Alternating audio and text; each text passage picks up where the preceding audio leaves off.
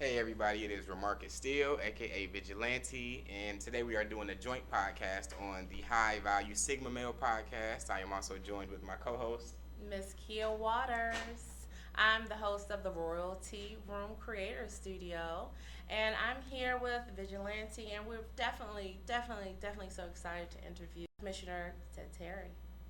Without further ado, introduce yourself, Mr. Ted Terry. Yeah, awesome to be here. Thank you all so much for coming into the uh, DeKalb County Government Building today and just being here to talk about whatever y'all want to talk about. The government is the government of the people, so I'm glad that we can have this moment to talk with you and through you with the people that I and others represent. Perfect. Thank you. This is a beautiful building too. Everybody here is so nice. Yes. Yeah, We don't have any complaints at all from the parking lot. To Good. the All right. setup. Kelly Security is took care of yeah, you. Security took Yes. care of us. Yeah. Everybody's nice. It's very rare when I go places that I can say that everybody has a great attitude, especially this early in the morning. Yes, we've had our coffee, but DeKalb County is a welcoming county, so we welcome all, and glad we could roll out the welcome mat for y'all today. Thank you. Well, first I want to congratulate you on decriminalizing marijuana in Clarkston. I want to thank you for that, and I want to congratulate you for that as well. And then I also want to ask you, how close are you to duplicating that same effort here? Absolutely, yeah, and back then I think that was like 2016, and that was when I was mayor of Clarkston. We were the first city in Georgia to decriminalize marijuana, made it a ticket-only offense, and so the idea was you got, I think it was like a $75 ticket, right? But no incarceration, no record, is kin more to a ticket, not a misdemeanor. And so that was like one small step that we could do as a small city. The great thing since that time, we sort of opened up the potential by kind of reading the law, right? We just were clever with the law, and it opened up more cities around Georgia to embrace that policy that said cities, not counties, but cities could create their own fine structure for just simple possession of marijuana under 1 ounce. And so I'm proud to say that after Clarkston passed it, Atlanta passed it, Athens, Augusta, Savannah, several cities in DeKalb County. So at this point, we're close to over 1 million people living in those cities that have, sort of a very low, a little bit of protection. It's not perfect, right? We're still living in a state that considers marijuana use to be a crime.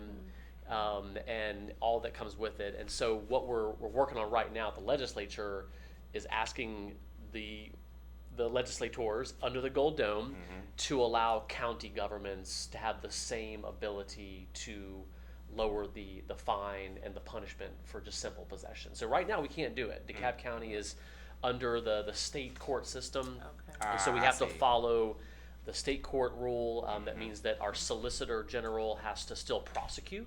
Right. Now the good news is that Donna Colvin Stribling, our solicitor, almost never fully prosecutes in a incarceration manner simple possession, but still they have to kind of go through the process, Right. It's process. which is bureaucratic. It does create a little bit the potential for at least a record or some sort of probationary period.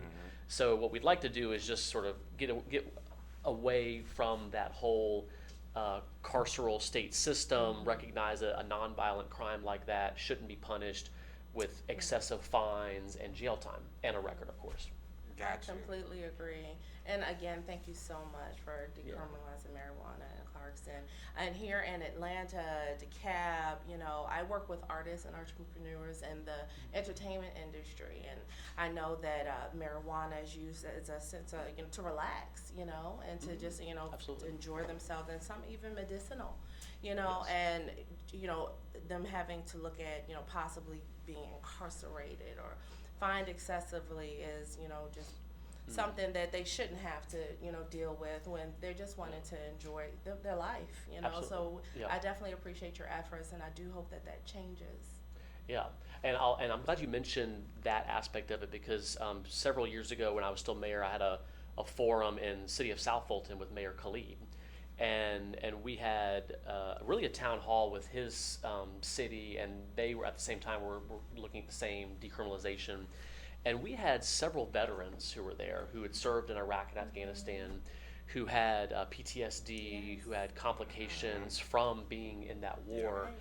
and they just shared the story of basically if they weren't able to have some level of CBD THC combo, couldn't sleep, Yep. couldn't do their Pain. job, Yep. were in tremendous pain, and so one person's decriminalization is another person's medical lifeline Yeah. to be able to exist. And so Exactly. one of the things I think that's I personally see us moving forward to in Georgia, which I see the policy changing a little bit. Now we have medical marijuana, low THC, right? But hopefully that opens up the door for a true medical marijuana state where doctors and clinicians and the experts can really work with each patient, each resident to figure out what's the right dosage or mix for them Exactly. to treat their issue and quit treating it like some sort of stigma or some addiction or like a moral failing. And we know, look, I mean, the prescription drugs, I mean, that's, to me, that is sort of the real crisis, because you talk about, illegal drug dealers. Well, we got legal drug dealers in this country, whether they're talking about Purdue Pharma or the opioids that have killed thousands and thousands more people more hardcore drugs. than cannabis. And so I think the 100%. quicker that we get to descheduling cannabis, get it into the realm of medicinal and decriminalization, the better we're going to be as a society. I believe so. Our jails are going to be less crowded. Absolutely. And I'm going to tell you right now, we spend a lot of money on the jailing system. Our budget right now in DeKalb County is Wow. approaching $100 million Oh my a God. year. Wow. For nonviolent offenders. Yeah, just for the whole system. And so whole any way system. we Yeah. can Wow. divert and redirect folks out of the carceral system, the more money it's going to save us as a government, the more lives it's going to help. Absolutely. And for the people that are or were incarcerated, when the deal was passed, were their offense overturned? So the no, because basically that has to be a state law. Oh, Yeah, okay. anything that's a state like misdemeanor violation in the past has to be sort of wiped clean, basically. Now the good news in states that have advanced recreational medical marijuana, they have done expungement statutes Okay. going back decades. So I hope that if Georgia gets to a place where we can allow legal and medicinal and decriminalization, that there would be some recognition that either there's restitution or just complete expungement, so that those folks don't have that on their record, which, I mean, agree. even today, even though we in DeKalb, as an example, don't do the what we call ban the box, we don't require you have to have that background check at the beginning. It's still part of the application process for Right. a lot of jobs, and it becomes this sort of weed out, no pun intended. That's a And good a one. lot of people just don't get actual jobs they're qualified for because something happened years ago that Right. was nonviolent and really Right. shouldn't be on the record. Shouldn't be on the Exactly. record at all. Yeah. Yeah. Beautiful explanation. But that was a perfect segue for the next one. I know that one of the 3 pillars that you operate on is police reform. Yes. And I want to know what some of your plans moving forward with that is. Absolutely. So right now, and this is going back to, and I was an organizer for Barack Obama in 2008 here in Georgia, 2007, 2008, worked for the Democratic Party. And one of the things that we campaigned on here in Georgia back when Obama first ran was this idea of police reform. And so when President Obama came into office in 2009, he put together this 21st Century Policing Task Force. And it laid out all of these reforms in the criminal justice system. And one of them, and subsequent years later, was to create more civilian oversight of police. And so, and this is really relates to the day-to-day complaints. So nothing that would be in the realm of the district attorney. So if there was a police shooting or a killing, that would still be in the realm of the district attorney. But all the things that are sort of below that, aggressive behavior, insubordination, citizen complaints, excessive force, sometimes those things don't rise to the level of a crime, but they need to have appropriate oversight. So what I've introduced here in DeKalb County is the creation of a civilian police review board in Ah, essence. okay. Oh, And Wow. and Atlanta Yeah. Atlanta has had one for about 15, maybe 20 years now. It's been Oh. in place for quite a while. And Athens, Clark County just created one a year ago, and they're just getting off to the start. But other than that, no other jurisdiction that we know of in Georgia has a police oversight board. It turns out there's like 5 different models and levels of authority. One from just being a very basic, oh, we'll take complaints and we'll hear reviews, but no power. Power, yeah. Right. All the way up to you can have a police review board that's independent, has a prosecutor, an investigator, Oh, wow. an auditor. So there's like these scales Right. of oversight. And so what we're planning to do over the next 6 months or so is look at the Atlanta model, look at the Athens Clark County model, or 2 different sort of models, as well as the models that are out there around the country. Right. And find one that's going to work best for the current situation with DeKalb. Because right now DeKalb police only cover unincorporated DeKalb County. Every city has their own police department, except for Tucker and Stonecrest. They still have DeKalb police services. DeKalb police, yeah.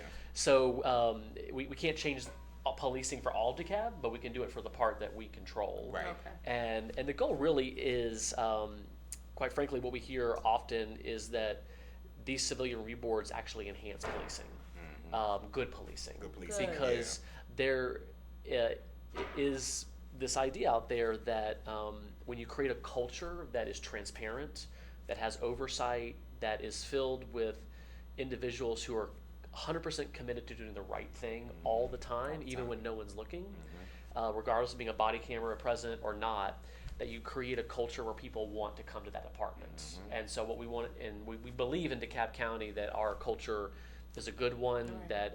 that is a great place to be a police officer, that our officers are compassionate and focused on doing what's right, but things happen. And so we want to give confidence to the public they serve that if anything did happen, that there's a way for there to be an independent oversight, just to make sure that we're not going down the wrong path, Right.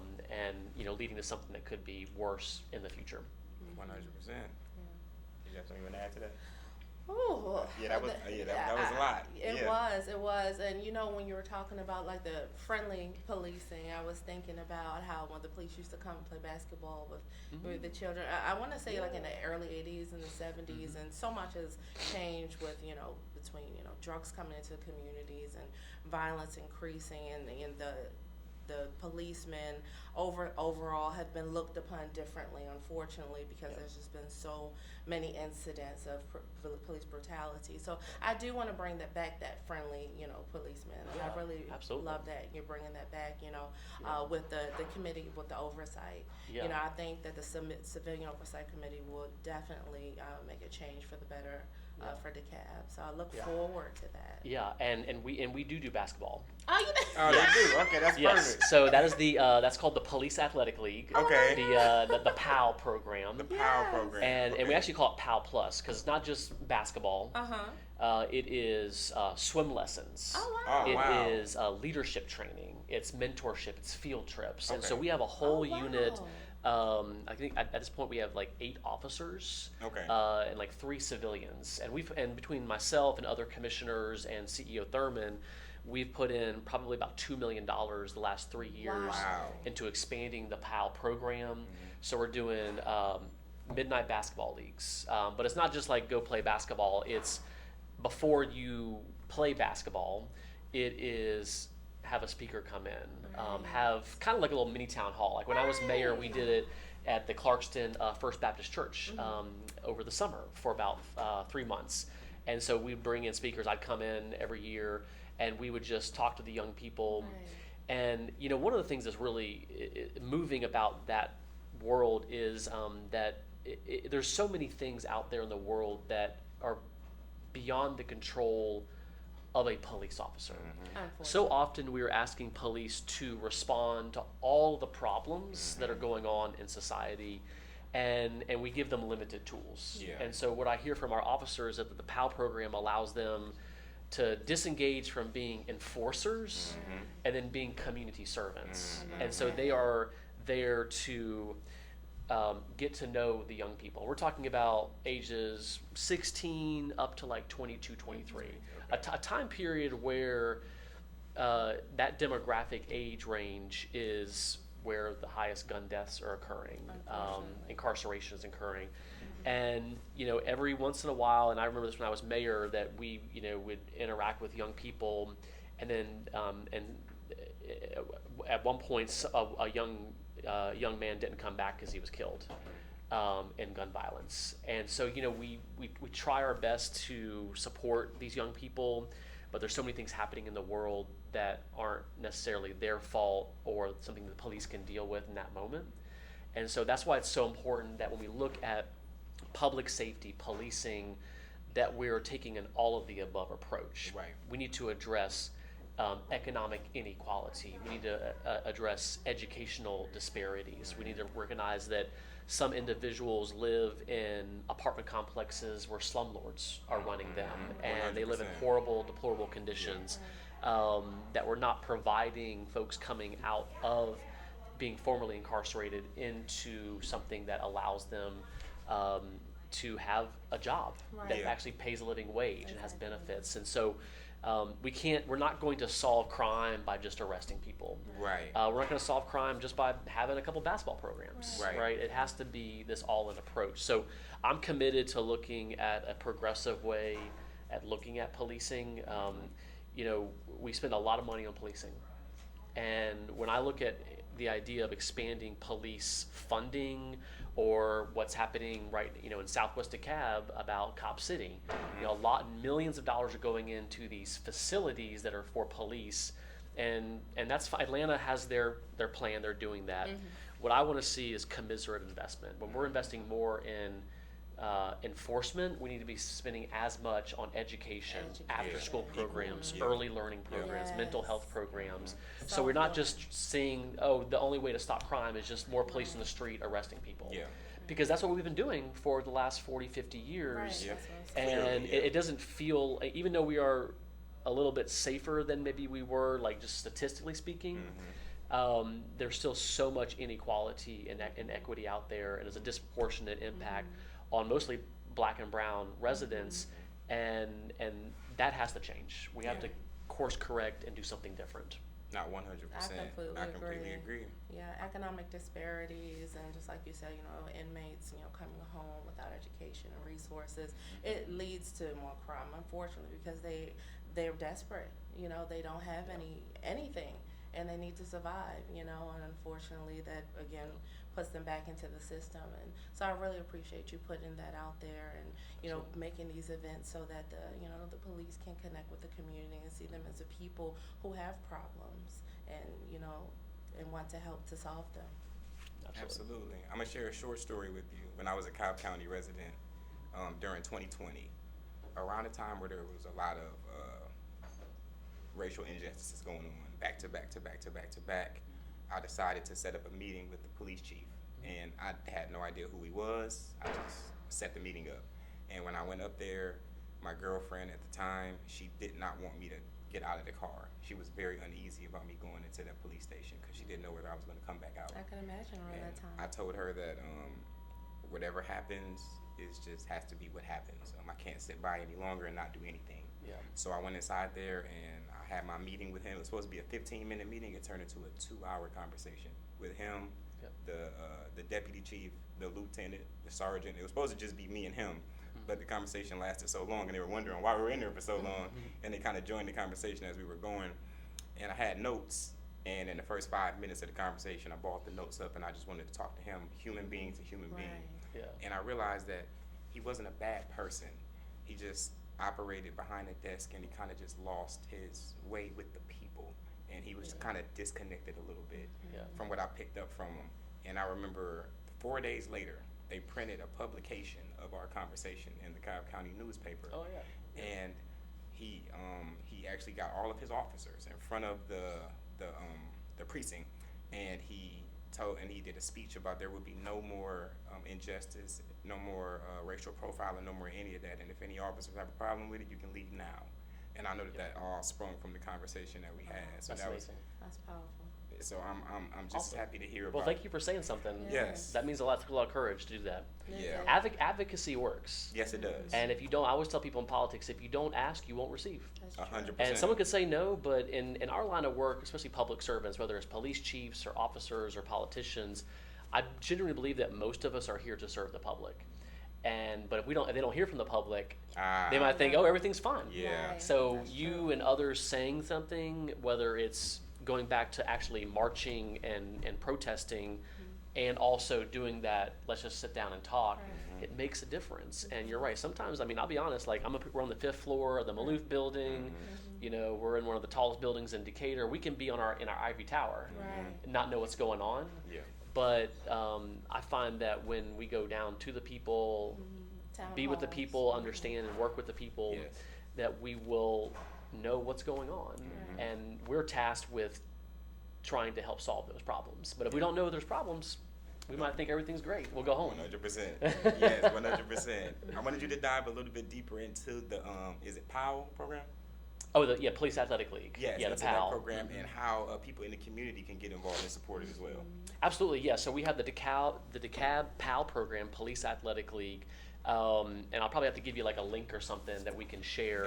Gotcha. But you can just Google it, and so honestly, like if you know a young person that could use that program, it's for those young people who are struggling. Quite frankly, some of us in DeKalb County are privileged to have after-school programs and have mentors already and have places to go. It is designed for young people who don't have a place to go. Gotcha. I mean, in essence, it is an after-school program. It is a summer school program. It is a winter break program. It's a year-round program. So we certainly take referrals if there's particular schools or neighborhoods or apartment complexes where folks think that our PAL program should be focusing. They can just email me and we can connect them with Detective Ricketts, and we can make those connections. And I want to see the PAL program double and triple. Right. To me, if because we have right now the force of getting close to about 600 plus officers, sort of across the command structure from patrol all the way up to chief. Yeah. And so, to me, like expanding out our PAL program is a way that we can enhance our public safety, Yes. give our officers more things to do than just responding to 911 Right. calls, Yeah. right? Which is kind of like, that's the main job, right? Someone calls 911, there's an emergency, folks expect someone to show up. Yeah. And so in the midst of that, though, we got to create that investment so that those future 911 calls Right. aren't the ones that are going to be as dangerous or deadly or as severe, and maybe they can be responded to, whether it's with our new mental health crisis response team. We just launched, Chief Ramos actually just launched earlier this year with the DeKalb Community Service Board, our first and really the state's first crisis response unit, 100% full-time crisis response. So it's 4 officers, 4 clinicians, interactions with social workers and other community navigators, and all they do is respond to calls where someone is having a crisis. And it runs the gamut. And I'm proud to say that since the unit was formed earlier this year, that unit has taken no one to jail. Wow. They have taken people to the crisis center. Right. They've taken them to Grady. They've taken them to the facilities that are designed To help them. Right. and to get them on the road to recovery. Right. So I'm really, hats off to Chief Ramos for Hats off to Chief for Ramos. doing that, Yeah. because she, kind of like what you said, she's been out in the community, she's listened and heard, and is responding with new policies Right. and changes. And can you imagine if we had a system where you would go and talk to someone and they'd say, nah? Wow. I mean, and so that's not how it's supposed to work, right? Yeah. It's supposed to be you come and talk to people in power, they listen, and you find some way to move forward. Some way to move forward. Yes. And that's all I was looking for when I had that conversation with him as well. Right. Yep. The last time that I heard you speak about the unused land in DeKalb County, you said that it was 2% of the unused. What's the update on the percentage, and then have you come up with some new ideas on what we can do with that land? Yeah, absolutely. So DeKalb County has been the bedroom of Atlanta for many, many decades, and during the suburban growth of Atlanta over the 50s and 60s and 70s and 80s and 90s and into the 2000s. Basically, it got developed. Okay. You know, there's suburbs, there's neighborhoods, there are shopping centers, strip malls, there's now abandoned lots, industrial areas. So at this point, we have done the land analysis of all of DeKalb County. You're right, about 2% is undeveloped. It's mostly wooded, forested area. Most of it is in South DeKalb and East DeKalb. So kind of the closer you get to Atlanta, the more developed it is. Right. So the issue that we deal with in government is something called, it's just private property rights. It's entitlement. And so if the zoning of a piece of land says you can build something on it, then you can build something on it, right? The only way commissioners have the ability to sort of change that is if someone comes to us and say, well, I want to have a different land use. Say I want to take a piece of land that is zoned for just single family homes, and now I want to do something that's like mixed use, Right. or industrial, or commercial. They have to come to the Board of Commissioners, Community Council, the Planning Commission, all citizen appointees. They have to make their case and lay out all the conditions and the site plans and things they want to do. So we're a little limited. Like, we can't force someone to take a piece of land and then not develop it. Right. Because if they have the rights to develop it, they can do it. And the issue right now is that in suburban development, like, just think about like a cookie cutter cul-de-sac. You know, when you develop that piece of land, you clear cut 90% of it, generally speaking, right? There's little buffer areas usually. But for the most part, you clear cut it, you scrape the land, you basically destroy the earth. And you put something back new, you know, little tiny trees, little turf, you know, just, you know, just a development, right? And so what we want to do is incentivize conservation. So we have created what's called the Village Conservation District model. We'll be introducing a text amendment into our zoning code next year that will create the incentive for developers to preserve a minimum of 50% of the land up to 80%. Okay. And basically what we do is we either transfer development rights, or we allow them to take a development that would be 90% and what we call clustering it into sort of a smaller footprint to preserve more acreage.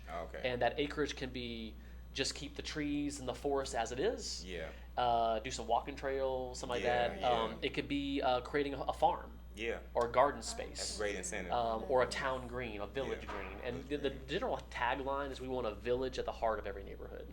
We do believe that if we can get back to kind of an ancient, you know, sort of fundamental idea of how we build community, and that's through the villages. The village, I mean, we as a species have evolved, you know, over hundreds of thousands of years, but we've only really lived in sort of civilization for 10,000 years, right? And for most of that time, humans lived in villages between 20 and 100 people. And so what we're not left with in DeKalb is this suburban spreading out where you know your next door neighbor, maybe across the street, but it's so hard to come together and actually be in community. And so we want to create a village at the heart of every neighborhood where people can come, and there'll be intergenerational housing, growing food, after school programs, early learning programs, whatever the community desires. Create that place where they can, you know, walk to it, bike to it, easily get to it. We have I feel there's so much promise in it when it comes to our seniors, because we have so many seniors who live in DeKalb who live in single family homes that may be too big for them, and they're trying to downsize. We have a loneliness epidemic where seniors are very isolated, and the issue right now is the seniors have no place to downsize into. Oh, wow. And we got young families and people who are kind of looking for their first home. They have no place to buy. Because there's not there's not new housing being built, and so we have this market that's imbalanced. And so what we want to do is create more tiny homes, cottage homes, pocket neighborhoods, intergenerational housing, aging in place housing, so that we can create more of that where seniors are in the mix, they have affordable, attainable housing, they can stay in their own neighborhood, and then we're actually building community in neighborhoods that support the community fabric. And keep people from being isolated and bringing them together.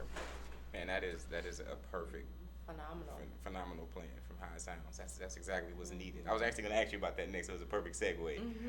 And then, along with the tiny homes and the new developments that are being built, how do we make it to where there's no discrimination against those loans for everybody to get? Yeah, absolutely. And this is something that, quite frankly, we, DeKalb, and other counties have been in a lawsuit with banks, Wells Fargo, Bank of America. The sad thing is that the court system, which under the last couple of years, going back to when Donald Trump was president, he appointed hundreds of judges to the appeals courts and the Supreme Court, of course. And we just lost a big case at the Circuit Court of Appeals that was going to really put the banks liable for a lot of the discrimination that took place over the last several years, and we lost that case. And so now we're kind of being advised to sort of settle that lawsuit because it doesn't look like we're going to win it As a whole. Okay. Yeah, like individual counties are now sort of saying, are we going to keep going forward? Yeah. Because if we lose, then we potentially have to pay for the bank's attorney's fees. Right. So this is like a really awkward and unfortunate position to be in, where the governments have seen that we have had housing discrimination by banks and lending practices in our county of our constituents, and we are representing them, but the Supreme Court and the Court of Appeals with more conservative justices have said, well, the banks, what they did, maybe it technically was allowed or is technically constitutional, when really the evidence is there that depending on if you were in a zip code in South DeKalb, your interest rates were higher, the subprimes were more likely to be given to those demographics, and it ended up being black and brown. But if you go to the wealthier parts of the county, not a problem. They had no issue there. So it's just a fundamental fairness. So I don't know if there's something we can do about that right now. That's something that's kind of like a federal banking and we need like federal like legislation. The one thing that we can do though is one, Wells Fargo is in that, and one of the things that constituents have been pushing us to is to end our banking with Wells Fargo. So DeKalb County, our bank account, where we have our $1.7 billion budget, and all the transactions, it's Wells Fargo. And Wells Fargo, and then previously they merged like Wachovia or whatever, all the banks, merge and create bigger banks. They discriminated. And so there is a desire to drop Wells Fargo, go to a local bank that hasn't been part of that discrimination. So that would be a good move, just to say, sorry, big banks, you've screwed over our constituents for too long. We're going to take our business elsewhere. We have the power just to choose our bank. So that's number one. Number two, we just have to create our own programs for housing. And I know Commissioner Lorraine Cochran-Johnson has been working with Operation Hope and several of the neighborhood stabilization organizations, and I believe they've done close to $5 million of loan support for first-time home buyers in South DeKalb. So we just have to create programs that we can't make up for what happened in the past, but for future home buyers and those who otherwise wouldn't qualify for some of those loans because of what happened in the past, we're giving them a fairer, more equitable entry into getting a loan that is reasonable. Now, of course, what's happening right now is the interest rates are high, mortgage rates are high, so everyone's struggling to pay a mortgage or to get a new home because interest rates are 3-4% higher than they were, and that's hundreds of thousands. So it's tough. I'm hoping that we can get the interest rates down, the mortgage rates will come down a little bit. I do believe, though, if we can create more affordable, attainable housing, different sizes, that's why the tiny homes and the cottage homes are so important, because we actually don't have enough mixed, what's called missing middle housing. So everything that's being built right now in DeKalb, for the most part, is luxury townhomes. That's going to be $500,000 and above, depending on what part of the county you're living in. Or it's just McMansions. It's infill. Someone's tearing down a 1,000 square foot home that was built in the 1940s and putting up a 4,000 square foot home. And so we're seeing this pressure where this small home probably only really X valued at a reasonable amount is actually selling for higher because the land is so valuable. And then what's happening is because that land is more valuable, someone who lives 4 doors down, and it's usually a fixed income senior or someone who's been there for a while, all of a sudden their property values go up. Property values go up, their property taxes go up. Yeah. And if you're fixed income, Social Security, and your property taxes go up by $2,000, right? I mean, that's like a month basically, or more of someone on a Social Security check.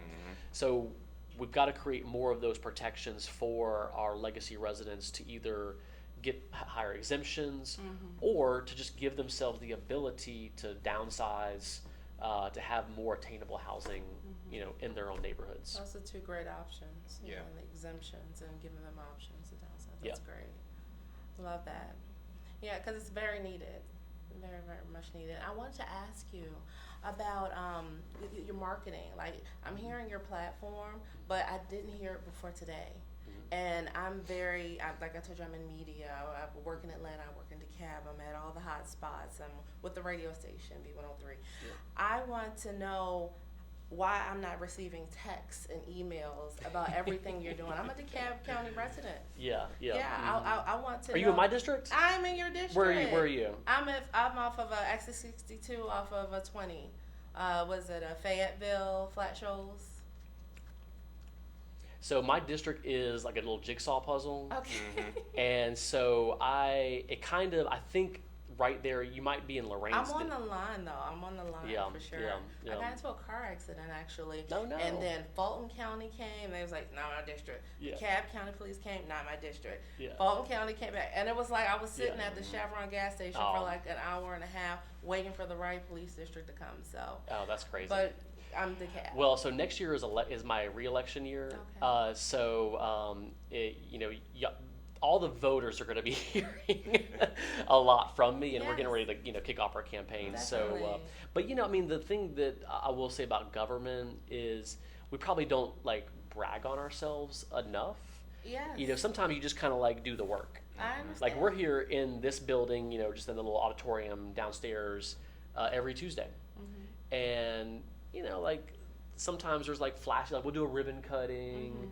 Or like we were at the Kensington MARTA station last week, turning some dirt because we're doing a new housing project at the Kensington MARTA station.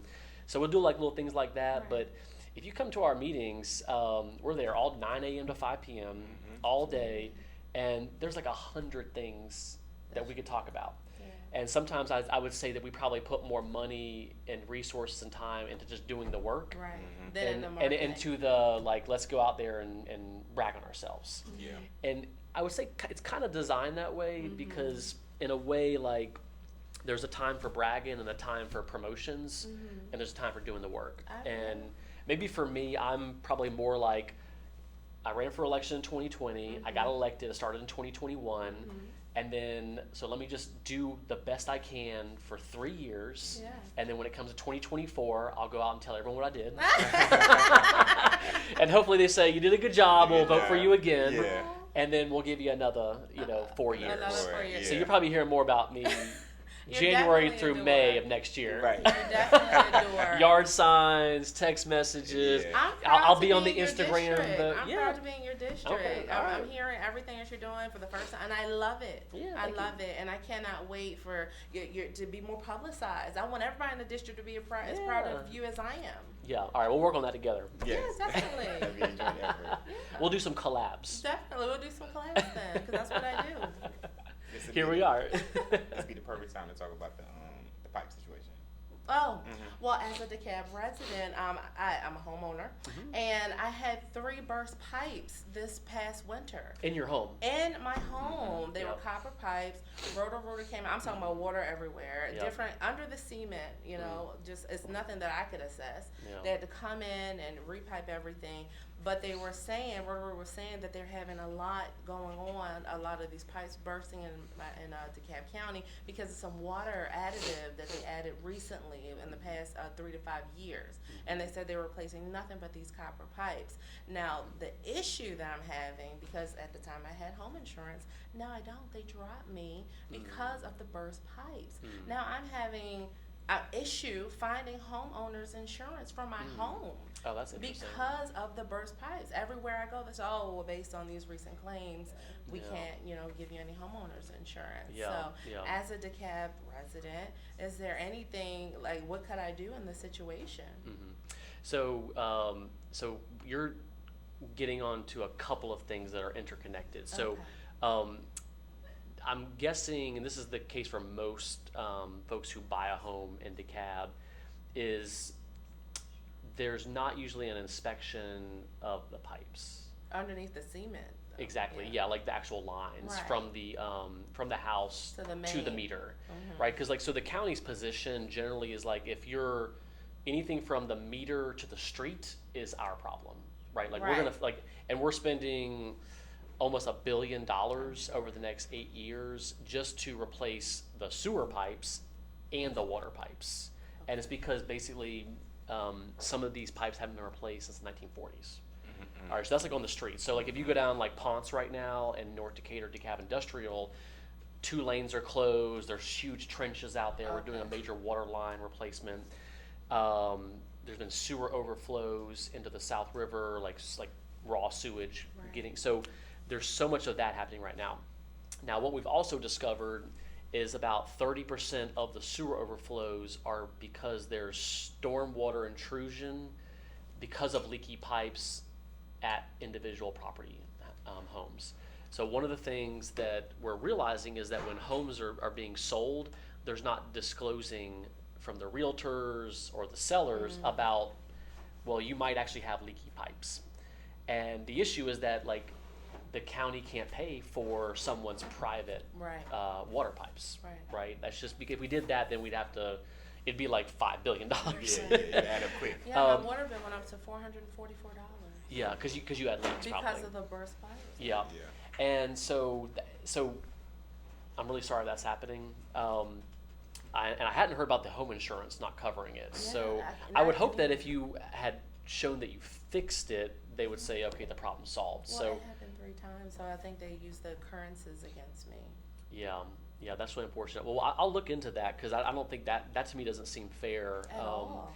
One of the things that we're considering doing is that if creating a new ordinance that, in essence, when a home is sold or any property is sold, there has to be some certification that the pipes are checked, disclosed.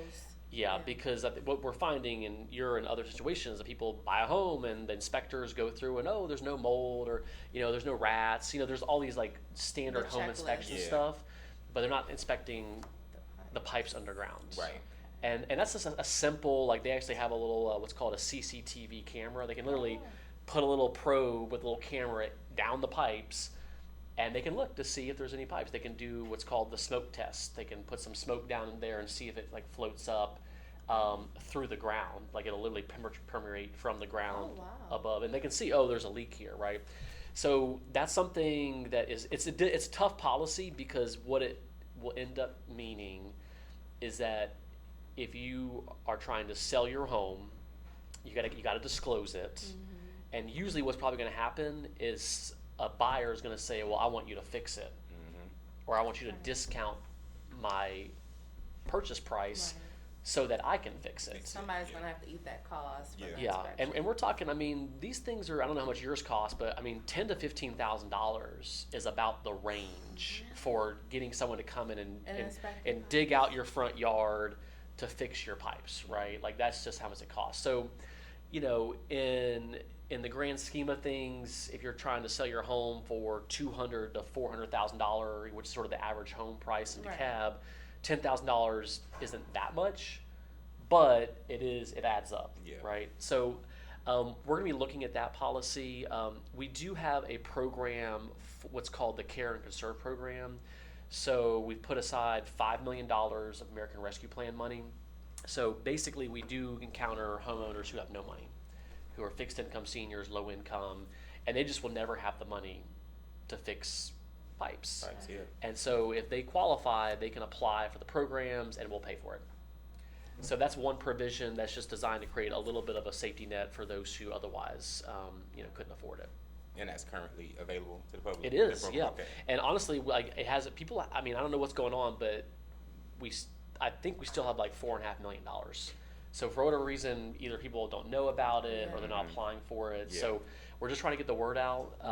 It basically is if you're in like 50% average median income or below, you qualify.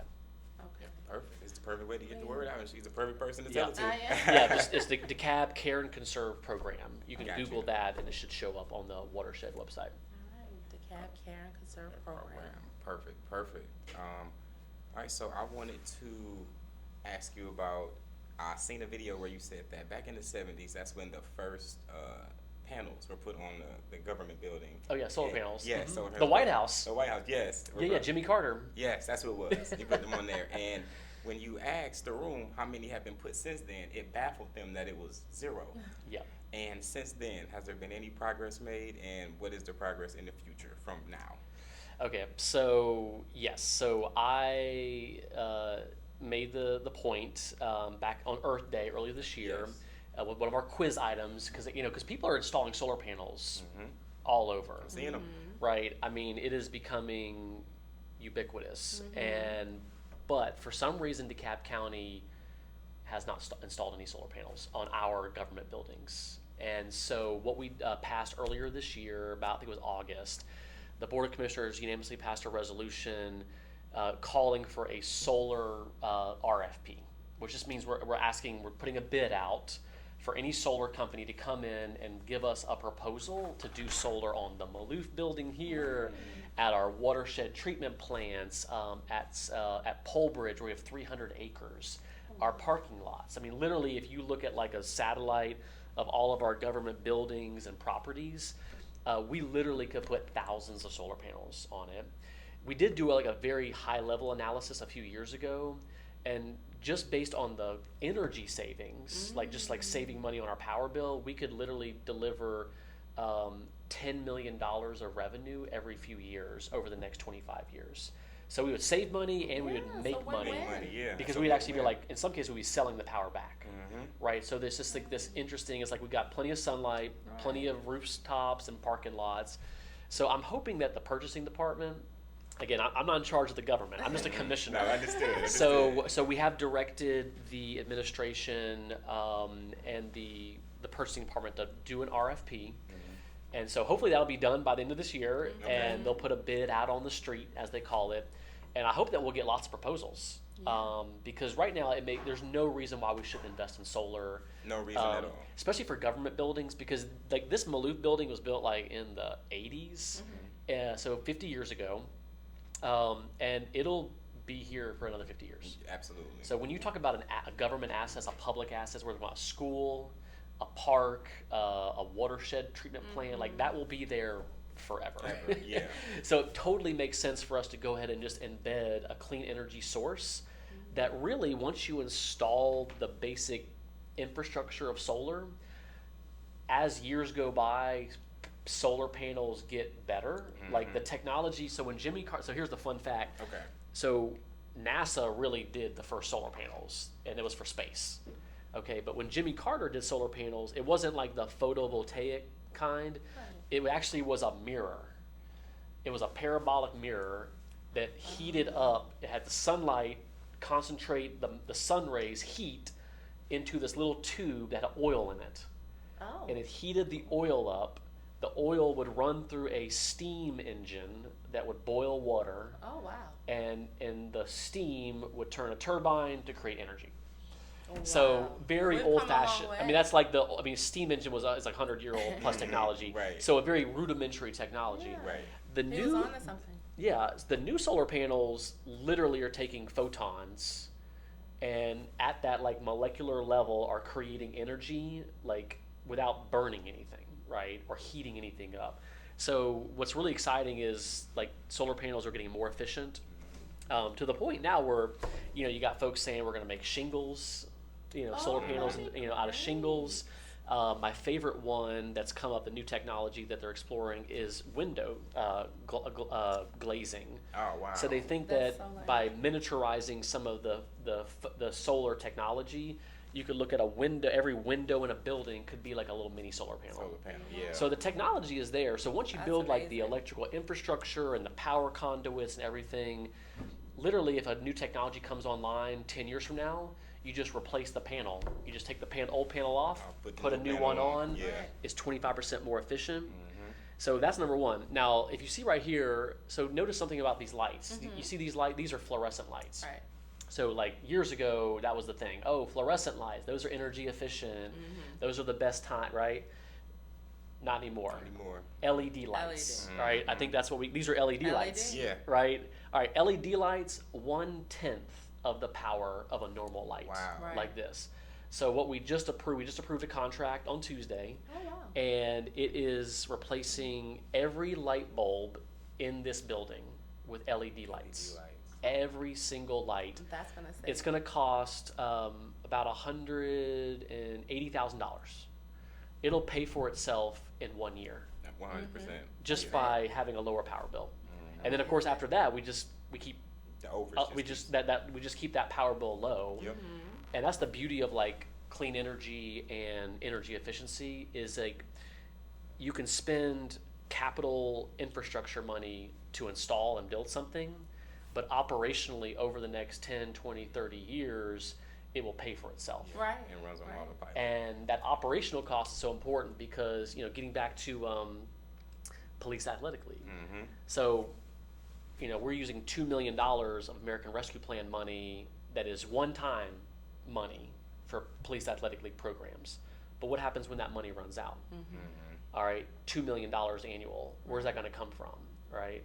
And if we're talking about clean energy and energy efficiency, saving the county tens of millions of dollars, operationally every single year in our budget, that means we have the ability, the capacity in our budget to invest in other priorities. Of course, yes. I love that. And there's a lot of, I'm telling you, there is never enough money to do everything that we need to do. Right. Yeah. So I in my heart, I believe that it's good for the environment. So it's a win-win for green, Yeah. right? Right. Green for the money, Yeah. green for the earth. Yeah. So this is a win-win. If you care about saving money, I talk to my conservative, my Republican friends out there. There's some Republicans out there in DeKalb, and they're like, "Well, I don't believe in climate change," and who cares about global warming? It's a hoax. I'm like, well, you care about saving money, right? Oh yeah, I'm a fiscal conservative. Oh well, if you invest in solar energy, you save tens of millions. Oh, okay, I'm interested in that right there. Sometimes you gotta take the back door, not the front door. Right. Yeah, exactly. So common ground, conservatives, liberals, environmentalists, it doesn't matter. Let's save money, protect our environment, clean up our air, clean up our water. Right. It's going to create a better world for everybody. 100% agreed. Me too. This has been a great conversation. I Yeah. want to Love end it. it with 3 gifts. Okay. So first, from Kings and Gents Bow Tie, I want you to pick out the bow tie that stands out the most to you. Very nice selection. Okay. That immediately stands out to me. Probably the red one. This one right here? Yeah, because I usually wear my red sneakers to commission. I got my Converse on today, my I basketball see. shoes. There you go. But yeah, probably the red one. And this is yours. This red It's one is going velvet, to very Commissioner nice Ted quality. Terry. All right. Yeah, this Thank is you very yours. much. I appreciate that. And then very also good. from poloshirt.com, they wanted you to also pick out one from them as well. So which shirt stands out to you the most? Okay. Probably orange. Look at this one. And that's only because I went to the University of Florida. I see. I Yeah, see. so I know I'm in Georgia, but I am a Gator. Like, We won't got hold you it from against college. Well, you. I'm gonna just lightly We'll hold pass it this against to you. And then awesome, thank you. I saw you gazing at the award that I won. Shout out to the Yeah. Bolden Awards for giving me the Majestic Award. And I actually Beautiful, talked to the CEO this morning, and he sent me this recording to play for you.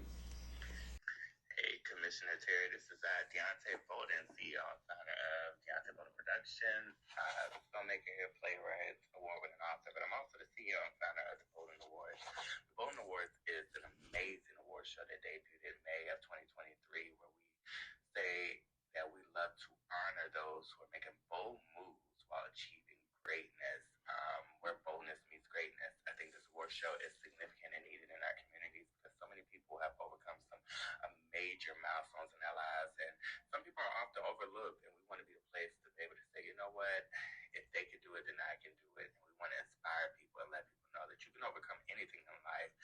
A lot of times we are our greatest enemies because we think because of the things that we have went through in life or obstacles that stand in our way have stopped us, but we want to celebrate the wins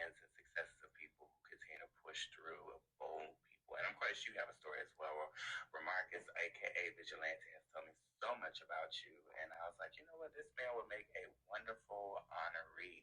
So I would love to meet you.